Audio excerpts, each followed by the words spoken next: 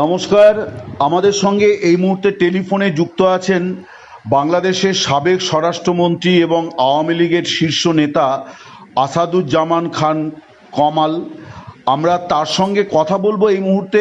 আপনারা অনেকেই ইতিমধ্যে শুনেছেন যে আজ রবিবার বাংলাদেশের আন্তর্জাতিক অপরাধ ট্রাইব্যুনালে মাননীয় শেখ হাসিনা এবং আসাদুজ্জামান খান এবং একজন সাবেক পুলিশ কর্তা, পুলিশের মহানির্দেশক, তাদের বিরুদ্ধে একটি তদন্ত রিপোর্ট পেশ করেছেন চিফ প্রসিকিউটর তাজুল ইসলাম। তো সেখানে মানবতা বিরোধী নানান অভিযোগে অভিযুক্ত করা হয়েছে সাবেক স্বরাষ্ট্রমন্ত্রীকেও, যেমন সাবেক প্রধানমন্ত্রীকে করা হয়েছে, সাবেক স্বরাষ্ট্রমন্ত্রীকেও করা হয়েছে। তো আমরা তার মুখ থেকেই শুনবো, সাবেক স্বরাষ্ট্রমন্ত্রীর মুখ থেকে, যে তিনি ঠিক কি বলছেন এবং কি হয়েছিল সেই সময়। মিস্টার কামাল, আপনাকে দ্য ওয়ালে অনেক স্বাগত জানাই। আপনি যদি বলেন। দেখুন, ঘটনাটাতে এত দুইবাদ মানে পরিবর্তন, মানে প্রতি ঘন্টায় ঘন্টায় পরিবর্তন হয়েছে। আমরা ঠিক এগুলির জন্য প্রস্তুত ছিলাম না। আমরা প্রথমে দেখলাম ছাত্ররা কোটা বিরোধী একটা আন্দোলন শুরু করেছে। মুক্তিযোদ্ধারা 30% কোটা পেত এবং অন্যান্য মহিলারা 10%, এবং পার্বত্য চট্টগ্রাম মানে 3টে পার্বত্য ডিস্ট্রিক্ট সেখানের কোটা ছিল। আরো অনগ্রসর জাতির জন্য কোটা ছিল।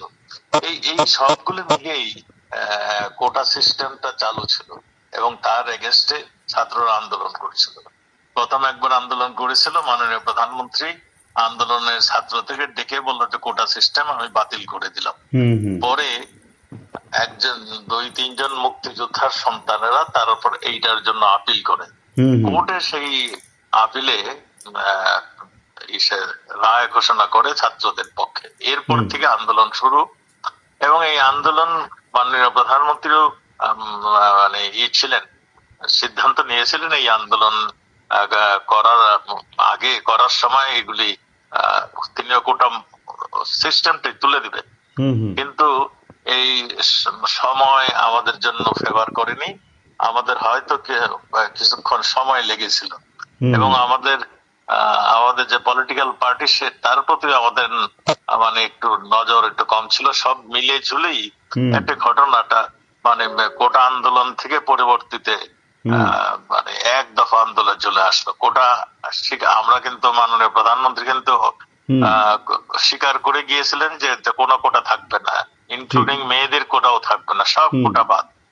তারপরেও তারা কিন্তু থামেনি, তারা চলে আসছিল সরকার পতন আন্দোলন। সরকার পতন আন্দোলনের জন্য জামাত ইসলাম একটা ডেডিকেটেড ছিল। তারা দীর্ঘদিন, আপনারা জানেন, পাকিস্তান যখন বিরুদ্ধে আমরা যখন যুদ্ধ করি, তখনও এই জামাত ইসলাম আল-বদর বাহিনী, রাজাকার বাহিনী তৈরি করে পাকিস্তানি বাহিনীকে মানে করেছিল, মানে মদত করেছিল। ঠিক, জি। তারাই এখন আমরা দেখলাম তা মানে যারা নাকি আমাদের স্বাধীনতা বিরোধী ছিল, স্বাধীনতার বিপক্ষে ছিল, তারা শুধু জাতীয় এবং আন্তর্জাতিক ভাবে যারা বিরোধী ছিল, তারাই দেখলাম তাদেরকে ডেকে নিয়ে আবার একটা মোর্চা করে, একটা ষড়যন্ত্র করে, এবং এই নোবেল লরিয়েট ইউনুসকে সামনে এনে দাঁড়া করিয়ে দিল। এরপরে যে ঘটনাগুলি আপনারা সবাই দেখেছেন, পুলিশ তাদের জীবন রক্ষার্থে, তারা তাদের থানার অস্ত্র রক্ষার্থে, আমাদের জেলখানা তাদের বন্দীদের রক্ষার্থে তারা বাধ্য হয়ে মানে তাদের সেলফ ডিফেন্স কিংবা তাদের অস্ত্র রক্ষার্থে তারা মানে শেষ পর্যন্ত যেটা ইউজ করতে হয় সেটা করেছে। এতে ক্ষয়ক্ষতি হয়েছে, এতে জানা কিছু রক্ত ঝরেছে, এবং যেই সমস্ত রক্ত ঝরেছে এটা সবগুলোই এই হয় থানা লোড করতে গিয়েছে, কিংবা কিংবা এমন কিছু কর্মকাণ্ড করছিল তখন জানমালের নিজেকে রক্ষা করতে পুলিশ গুলি করতে বাধ্য হয়েছিল। ঘটনা ঠিক এরকমই হয়েছিল। এখন এগুলিকে নানাভাবে নানা কৌশলে এগুলিকে সাজিয়ে মানে মাননীয় প্রধানমন্ত্রীর নামে, এবং আমি যেহেতু আমি হোম মিনিস্টার ছিলাম, আমার নামে, এবং পুলিশের যিনি প্রধান তার নামে এই মানে ঘটনাগুলো কিন্তু শুধু পুলিশ একা করেনি। কারফিউ যখন দেওয়া হয় তখন বিজিবিও ছিল, আর্মিও ছিল, হুম, এবং হুম। আনসার বাহিনীও ছিল। কাজেই শুধু পুলিশের উপরে যদি বলা হয় তাহলে এই জিনিসটাও মনে হয় ঠিক হবে না। আচ্ছা। আমি আমি যেটা বলতে চাই, হুম, এটা সম্পূর্ণ সেলফ ডিফেন্স, সম্পদ রক্ষার্থে এবং হুম। জানমালের রক্ষার্থে পুলিশ বাধ্য হয়ে শেষ অস্ত্রটি ইউজ করেছে।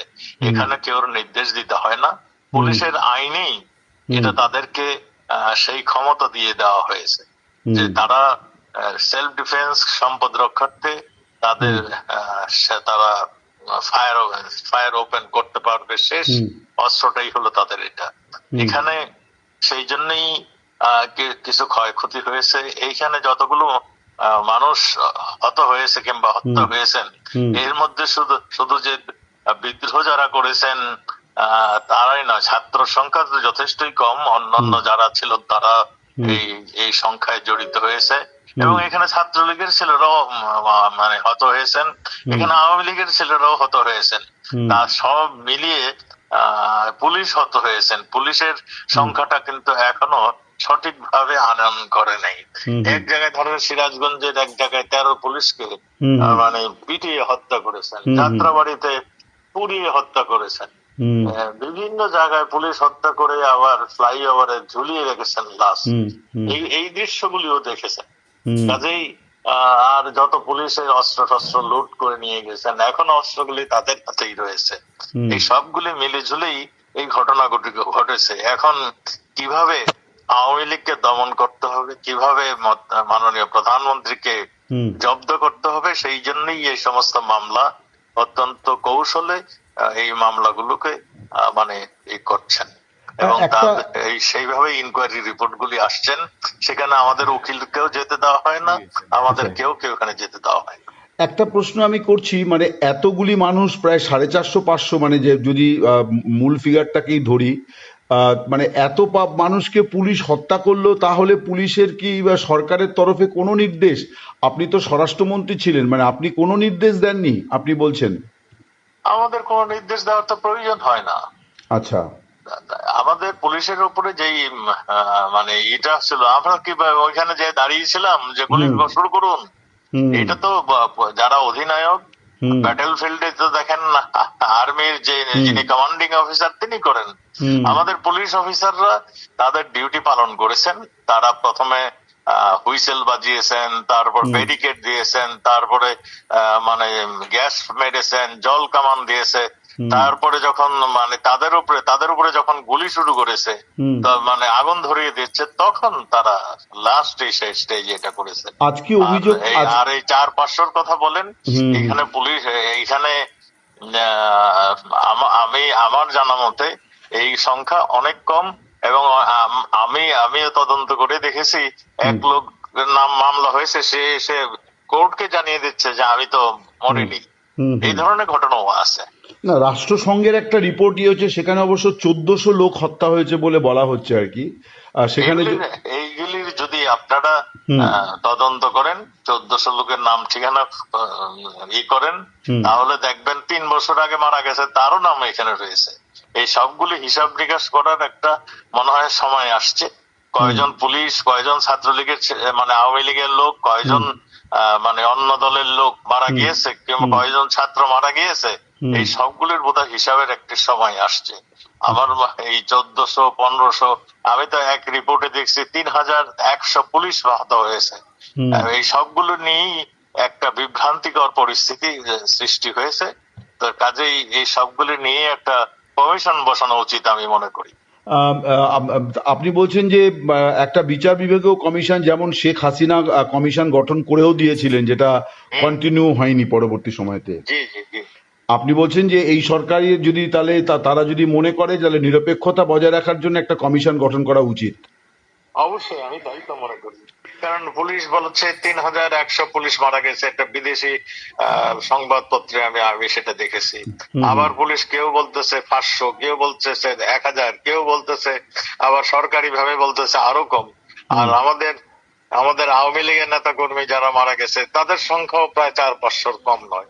তারপরে তাদের বাড়িঘর লুণ্ঠন, তাদের ব্যবসা বাণিজ্য পুড়িয়ে দেওয়া, এই সবগুলো তো ক্রাইমের অন্তর্ভুক্ত। আপনারা দেখেছেন 5 তারিখের পরে যে সমস্ত ক্রাইম হয়েছে তাকে ইন্ডিমিনিটি দিয়ে দেওয়া হয়েছে। এই সবগুলি একটা এই কৌশল ছিল, যেটা নাকি মাননীয় প্রধান উপদেষ্টা তিনি পরিষ্কার করে বলেছেন এটা মেটিকুলাস একটা ডিজাইন ডিজাইন ছিল, বলেছেন উনি। সেই ডিজাইনটাই বাস্তবায়ন করেছেন। এবং আমরা এখন তাই দেখছি, সেই ডিজাইনই একের পর এক আমাদের স্বাধীনতার উপরে আসছে, আমাদের জনগণের স্বার্থের উপরে আসছে, আমাদের দেশের স্বার্থের উপরে আসছে, সেইগুলো আমরা দেখছি এবং আপনারাও দেখছেন। একটা জিনিস বলি, মানে এত বড় একটা ঘটনা ঘটে গেল, হয়তো আচমকাই ঘটলো। আপনি স্বরাষ্ট্রমন্ত্রী ছিলেন, স্বরাষ্ট্র দপ্তরের অনেকগুলি এজেন্সি কাজ করে স্বরাষ্ট্র দপ্তরকে ইনপুট দেওয়ার জন্যে। কোনো জায়গা থেকে আপনারা এটা জানতে পারলেন না, তো এটা কি গাফিলতি নাকি এটাও একটা ষড়যন্ত্র ছিল যে আপনাদের? প্রথম কথা আমি বলে দিই, এনএসআই যেটা ন্যাশনাল সিকিউরিটি ইন্টেলিজেন্স যেটা, হুম হুম সেটা মাননীয় প্রধানমন্ত্রীকে রিপোর্ট করেন, হুম এটা আমাকে রিপোর্ট করেন না। হুম ওনার 7 দিন পরে পরে তারা একটা আমাকে সামারি দেন। হুম হুম সেকেন্ড থিং হলো ডিজিএফআই। হুম ডিজিএফআই সেটাও মাননীয় প্রধানমন্ত্রী এবং প্রধান সেনাপতিকে রিপোর্ট করেন, এবং আমাকে 7 দিন পরে পরে ইম্পর্টেন্ট কিছু হলে আমাকে 7 দিন কিংবা 15 দিন পরে পরে আমাকে এটা রিপোর্ট করে। হুম আমাদের যেটা পুলিশের সেটা এসডি, হুম সেটাও মাননীয় প্রধানমন্ত্রীকে যে রিপোর্ট করতেন, আমাকেও একটা রিপোর্টের কপি পাঠাতেন। হুম হুম তা আমরা এইগুলি সবগুলি লক্ষ্য করেছি, এইগুলির ভিতরে তেমন কোনো পূর্বাভাস, এমন কোনো সংকেত সেটা এখানে আমি দেখিনি। আমি যেগুলি দেখেছি, মানে এই ধরনের যে একটা ঘটনা ঘটে যাচ্ছে, একটা বৈদেশিক একটা চক্রান্ত আসছে, একটা টাকার একটা ফ্লো আসছে, কিংবা একটা একটা যেটাকে ডক্টর ইউনূস আমেরিকায় যে পরিচয় করে দিল, এরা হলো ওই যে আমাদের হিজবুত বাহিনীর নেতাকে বললো ইনি হলো মাহফুজ আলমকে উনি মাস্টার মাইন্ড বলেছেন। জি যে মাস্টার মাইন্ড। এই সবগুলো আমরা আমাদের গোয়েন্দা বাহিনী, আমি আমি এখানে বলবো তারা হয় তারা ফেল করেছে, নতুবা তারাও ষড়যন্ত্রের শিকারের মধ্যে ছিল। আচ্ছা, মানে এইটা আপনি নিশ্চিত করে বলতে চান না যে তারা ষড়যন্ত্রকারী? আপনি বলছেন যে তারা ফেল করেছে অথবা ষড়যন্ত্রকারী। ফেল করেছে অথবা ষড়যন্ত্রকারী। আচ্ছা, তো এমনি যেহেতু আপনি স্বরাষ্ট্রমন্ত্রী ছিলেন, আপনি কি কোনোভাবে এই পরিস্থিতির কোনো দায় নিচ্ছেন, কোনো মরাল দায় আপনি নিচ্ছেন? যেহেতু আপনি স্বরাষ্ট্রমন্ত্রী ছিলেন এবং পুলিশের বিরুদ্ধে হত্যার অভিযোগ উঠেছে, তো আজকে আপনার বিরুদ্ধেও মানে রিপোর্ট পেশ হলো এবং সম্ভবত নতুন করে গ্রেপ্তারি পরোয়ানাও জারি হবে।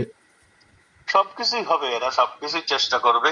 আমরা দেশটাকে স্বাধীন করেছিলাম, আজকে আমরা সেই পরাজিত সৈনিকরা আবার দেশ দখল করেছে, এটি হলো সবচেয়ে বড় কথা। এবং তারা কি করবে, আমরা যুদ্ধ অপরাধীদের ফাঁসি দিয়েছি, এখন আমরা যারা যুদ্ধ করেছি তাদেরকে ফাঁসি দিবে, এইটাই তো তাদের প্ল্যান, তাদের প্রোগ্রাম এইটা, এবং সেই জন্যই তারা তৈরি হচ্ছে। এখন আপনারাই লক্ষ্য করবেন, আমরা যারা মুক্তিযোদ্ধা আমাদেরকে একে একে ফাঁসি দিবে, সেই রকমই তারা প্রস্তুতি নিচ্ছে। তো মানে আপনারা মুক্তিযুদ্ধ করে একটা দেশ তৈরি করেছিলেন, মানে যেটা বিরল একটি ঘটনা পৃথিবীতে, যে একটা জাতি রাষ্ট্র গঠন ভাষার ভিত্তিতে। তো আমার বক্তব্য হচ্ছে যে আজকে যখন আপনারা বলছেন যে যুদ্ধবিরোধীদের হাতে দেশ চলে গিয়েছে, তো এবং সম্প্রতি আওয়ামী লীগের কার্যকলাপ নিষিদ্ধ ঘোষণা করা হয়েছে, এবং আজকে তাজুল ইসলাম চিফ প্রসিকিউটর তিনি যে রিপোর্ট পেশ করেছেন সেখানে তিনি ট্রাইব্যুনালের কাছে আর্জি করেছেন যে আওয়ামী লীগের এই কার্যকলাপটাকে নিষিদ্ধ ঘোষণা করা, কারণ এগুলো সবই নাশকতামূলক কাজ। তো স্বভাবতই বোঝা যাচ্ছে যে আওয়ামী লীগ হয়তো নিষিদ্ধ হয়ে যাওয়ার সম্ভাবনাও হয়তো আগামী দিনে প্রকট হবে। তো আওয়ামী লীগ কিভাবে ঘুরে দাঁড়াবে সেক্ষেত্রে? মানে গণতান্ত্রিক পদ্ধতিতে আন্দোলনের তো কোনো রাস্তা দেখা যাচ্ছে না। এটা দেখুন, মুক্তিযুদ্ধ তো কেউ বলে দিতে হয়নি, ঠিক বঙ্গবন্ধু ডিফারেন্সটা ধরিয়ে দিয়েছেন। তিনি প্রথম 6 দফা ডাক দিয়েছিলেন, 6 দফা ডাক দেওয়ার পরে তিনি স্টেপ বাই স্টেপ তিনি গণতন্ত্রের পথে ধরেই এগিয়েছিলেন। তিনি সংখ্যাগরিষ্ঠ হয়ে তাকে তার ক্ষমতা দেওয়া হলো না, তারপরে তার বাধ্য হয়ে স্বাধীনতার ডাক দিয়েছিলেন। আমাদের দেশের যা শুরু হচ্ছে, কাজেই আমাদেরকেও সেই দিকেই ঠেলে নিয়ে যাচ্ছে। আমার কাছে সেটাই মনে হয়। আপনার প্রশ্ন ঠিক সেই রকমই আপনি ইঙ্গিত দিচ্ছেন। আমার প্রশ্ন আমি আর একটু স্পষ্ট করে বলি, বঙ্গবন্ধু বলেছিলেন শেষ ডাক, যার হাতে যা আছে তাই নিয়ে নেমে পড়তে হবে, এক মানে একজনও পাক সেনা বাংলাদেশের মাটিতে থাকা পর্যন্ত তাদেরকে তাড়াতে হবে। রাইট। তাহলে তো সেটাই আমি বলছি। সেই সময়টা মানে তারা যদি মনে করে যে আওয়ামী লীগ কিছুই নেই, আওয়ামী লীগ এ দেশ স্বাধীন করেছে, মানে ভাষার জন্য প্রাণ দিয়েছে, প্রত্যেকটা আন্দোলনের জন্য আওয়ামী লীগ নেতৃত্ব দিয়েছে, বাংলাদেশে অত্যাচারের বিরুদ্ধে আওয়ামী লীগ নেতৃত্ব দিয়েছে, এবং একটা মানে সুন্দর বাংলাদেশ তৈরি করার জন্য নেতৃত্ব দিয়েছে। কাজেই আওয়ামী লীগ বসে থাকবে এই কথা যদি চিন্তা করে কেউ, তাহলে তারা বোকার স্বর্গে বসবাস করেন। আওয়ামী লীগ অবশ্যই এখন যে ট্রমাটাইজড হয়ে গিয়েছে, আমাদের সিম্পল কর্মী তার বিরুদ্ধে মামলা, আমাদের ক্যাপাসিটি ছিল 80,000 এই যে প্রিজনে বন্দি ধরার, এখন আছে 1,26,000। আমার মধ্যে মনে হয় কিছু দিনের মধ্যে এটা 2 লাখে পরিণত হবে। কাজেই এই এই যে ধরছে, কোনো জামিন দিচ্ছে না, মানে কোর্টে গেলে আমাদের উকিল সাহেবদেরকে বেজ্জতি করে কোর্টের থেকে পাঠিয়ে দিচ্ছে, যারা মুক্তি পাচ্ছে জেলখানার গেইটে তাদের ধরে পিটানো হচ্ছে। এই যে এইটা তো আর বেশি দিন চলতে পারে না, ধৈর্যের একটা সীমা আছে, সেই সীমা রেখাটা মনে হয় এরা অতিক্রম করছে। কাজেই আপনি যেগুলি বলছেন, আমরা বঙ্গবন্ধুর সৈনিক, বঙ্গবন্ধু দেশকে স্বাধীন করে গেছে, এ দেশের মানুষ এখনো ভুলে নাই। কাজেই আমি মনে করি এ দেশের মানুষ ঘুরে দাঁড়াবে। আর না, কিন্তু এই সমস্ত অত্যাচার মানে আপনি যা বলছেন, পরিস্থিতি যে জায়গায় গেছে এবং আপনি যা কমিটমেন্টের কথা বলছেন, তাতে তো আরেকটা মানে অস্ত্র হাতে গেরিলা যুদ্ধের দিকে এগোচ্ছে।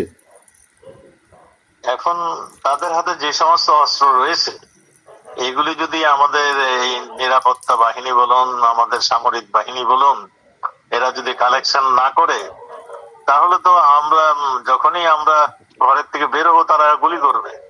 তো কাজেই এখন প্রশ্নই আসে, তাহলে আমরা বসে থাকবো? আমাদের হাতে ওই যে বঙ্গবন্ধু বলছিলেন, যাতে যা কিছু দা বঠি যা আছে তাই নিয়ে বের হয়ে যাবে আমাদের মানুষ। তার মানে আপনি বলছেন যে দেশকে মুক্ত করার জন্য আওয়ামী লীগ আরেকটা মুক্তি সংগ্রাম করতে। আমি এটা এখনো বলি নাই, আমরা এখনো ধৈর্য ধরে আছি। আমরা শেষ মুহূর্তে বঙ্গবন্ধু যেমন ধাপের পর ধাপ আন্দোলনকে এগিয়ে নিয়ে গিয়েছিলেন, আমরাও ঠিক সেই রকম ভাবে আমরা শেষ মুহূর্ত পর্যন্ত আমরা অপেক্ষা করছি। আমরা তারপরে আমরা বসে থাকবো না। ওই বঙ্গবন্ধু আমাদের শিখিয়েছে, রক্ত যখন দিয়েছি আরো দিব, এই দেশকে মুক্ত করে সারবো ইনশাআল্লাহ। 7ই মার্চের ভাষণ, জি আপনাদের সেটাই এখন পাথেয় আপনি বলছেন। জি ভাই। আপনি একটা কথা বলছিলেন যে আপনাদের আইনজীবীদের দাঁড়াতে দেওয়া হচ্ছে না, আপনারা কি এই বিচার ব্যবস্থাকে গ্রহণ করছেন না বর্জন করছেন? আমি যেখানেই যাচ্ছি সেখানেই আপনাদের মতন সাংবাদিকদের অন্য কোনো বিদেশি নাগরিকদের দেখা হলে আমি এইটাই রিকোয়েস্ট করি, আমাদের জন্য যদি কিছু আপনাদের করণীয় থাকে, আমাদের জুডিশিয়ারি সিস্টেমটাকে নিউট্রালাইজ করে দিন। জুডিশিয়ারি সিস্টেমে যে আমাদের মানুষগুলো বিচার পায়, সেই ব্যবস্থাটা করুন। এই ট্রাইব্যুনালকে কি আপনারা গ্রহণ করছেন না বর্জন করছেন? এই যে ট্রাইব্যুনালের আমরা বিচার, অবশ্যই বর্জন করছি। আমরা সেই জন্যই তো বলছি, জুডিশিয়ারি সিস্টেমটা করাপ্ট হয়ে গিয়েছে, একপেশে হয়ে গেছে, দুর্নীতিবাজ হয়ে গিয়েছে। মানে জজ সাহেবরা মানে ওই ইঙ্গিত না পেলে কলম ধরেন না, ইঙ্গিত পেলেই কলম ধরেন, আর না হলে বসেই থাকেন। আপনারা নিজেরাও যে লক্ষ্য করেছেন নিশ্চয়ই। কোন সাংবাদিক কোনো কথা বলতে পারে? কোন সাংবাদিক এখন পর্যন্ত এই সরকারের ভিতরে কোনো কথা বলেছে? কাজেই এগুলো সবই আপনারা দেখেছেন। বেশ, অনেক ধন্যবাদ আপনাকে, আপনি ভালো থাকুন। আমি আচ্ছা, আপনিও ভালো থাকুন। আমাদের সবারই হয়েছে মুশকিল। এরা এতই ভয়ানক, এরা এতই নৃশংস। এই ধরেন আমাদের এই যে আমি ইন্টারভিউ দিলাম, দেখেন আমার বন্ধু বান্ধব পরিচিত আত্মীয় স্বজনের বিরুদ্ধে, এইটার জন্য তারা আবার নতুন করে ষড়যন্ত্র শুরু করবে। যাই হোক, জেল, হ্যাঁ সেটা হয়তো হবে, কারণ বেশ কিছু ঘটনায় সেটা দেখাও গেছে। তো দেখা যাক, জেলখানা উপচে পড়লে হয়তো জেলের প্রাচীর ভেঙে গিয়ে আবার বন্দীরা মুক্ত হয়ে যেতে পারেন, সেটাও হতে পারে। হ্যাঁ, আরেকটা মজার খবর আমি আপনাকে বলি। আমি শুনতেছি সুব্রত বাইন। হুম সুব্রত বাইন একটা নাম করা টেরোরিস্ট ছিল। হুম হুম মোল্লা মাসুদ একটা নাম করা টেরোরিস্ট ছিল। হুম হুম আমরা তাদেরকে ধরেছি এবং ভারত সরকার সুব্রত বাইনকে ধরেছিল। হুম হুম এই এই সুব্রত বাইন কে ওই যে আমাদের সঙ্গে বন্দি বিনিময়ের চুক্তি ছিল ভারতের, হুম হুম তারা আমাদেরকে দিয়ে দিয়েছিল। সুব্রত বাইন জেলখানায় ছিল, হুম মোল্লা মাসুদ জেলখানায় ছিল। এইখানে গিয়াসউদ্দিন আল মামুন, তারেক জিয়ার যিনি বন্ধু, হুম তিনি যখন জেলখানা থেকে বের হয়ে গেলেন তখন এদেরকে কাজে লাগিয়েছিলেন। এদের জন্য সৈন্য সামন্ত যারা ছিল তাদেরকে কাজে লাগিয়েছিলেন তিনি, হুম এবং ওয়াদা করেছিলেন তিনি বের হওয়ার সময় এদেরকে নিয়ে যাবেন। হুম আহ, কোন ক্ষমতা বলে, কোন আইনের বদলতে তিনি এই সবগুলিকে নিয়ে বের হয়ে চলে গিয়েছিলেন, হুম সেটা শুধু এই দুইজনের নাম বললাম, তারপরে আরো অনেকে আছে, আপনারা সবাই জানেন, ঢাকার হুম বড় বড় হুম টেরোরিস্ট, হুম টেরর, হুম সবগুলো বের হয়েছে। এবং তারা সব বিএনপির মানে দলীয় কার্যক্রমে তারা হচ্ছে। দুজনকে এখন অ্যারেস্টও করা হলো রিসেন্টলি, হ্যাঁ, সুব্রত বাইনকে অ্যারেস্টও করা হলো। সুব্রত বাইন নাকি আমাদের বিরুদ্ধে কথা বলছে, অথচ আমাদের সঙ্গে তার কোনো, আমরাই তাকে অ্যারেস্ট করে ভরে রেখেছিলাম। মূল্য ইসে তাকে ছুটিয়ে নিয়ে আসছে তাদের কাজ করানোর জন্য। তাদেরই কাজ করতো, এখন নাকি বলছে আমরা নাকি তাদেরকে ব্যয় করেছি। কত ধরনের আজগুবি কথা, কত ধরনের মানে অবাস্তব কথা শুনবেন, মানে আমি একটা শুনতেছেন জিনিস এবং বলি, শুনবেন। তারেক জিয়ার নাম যেহেতু এলো, আপনি দীর্ঘদিন স্বরাষ্ট্রমন্ত্রী ছিলেন, তারেক জিয়া কেন দেশে ফেরেন না? আপনার কাছে কি খবর, মানে কি কারণে ওনার, মানে ওনার ভয়ে বা ওনার কারণটা কি? আমি এ সমস্ত কারণ জানি না। আমার সঙ্গে বিরোধী দলের সবারই আমার একটা সুসম্পর্ক ছিল। আমি সবার সঙ্গে কথা বলতাম, সবাই মানে যাতে ভালোভাবে থাকে তার ব্যবস্থা করতাম। কাজেই তার মানে তারেক জিয়া কেন আসছে না সেই বিষয়টা আমার জানা নেই।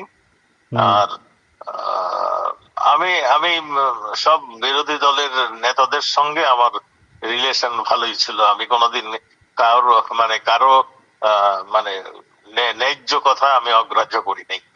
আপনি শুরুতে একটা কথা বলছিলেন যে একটু রাজনীতিতে সম্ভবত আপনাদের বিলম্ব হয়েছিল, মানে আপনি কি এটাই বলতে চাইছিলেন যে তখন একটু হ্যাঁ, পলিটিক্যাল আমাদের প্রসেস? ডিসিশন নিতে বিলম্ব হয়েছিল, হুম সেইটাই আমি বলতে চাচ্ছি। আচ্ছা, তো সেই প্রক্রিয়ার মধ্যে কি আপনি ছিলেন না অন্য কারো দায়িত্ব ছিল এই ডিসিশনটা নেওয়ার ক্ষেত্রে? এগুলি এগুলি এগুলি তো, আমি তো সেন্ট্রাল কমিটির নেতা নই। হুম এরা সেন্ট্রাল কমিটির নেতা যারা ছিলেন, হুম মাননীয় প্রধানমন্ত্রী ছিলেন, হুম তারা ডিসিশনটা তারা আসতো, ইমপ্লিমেন্ট আমরা করতাম।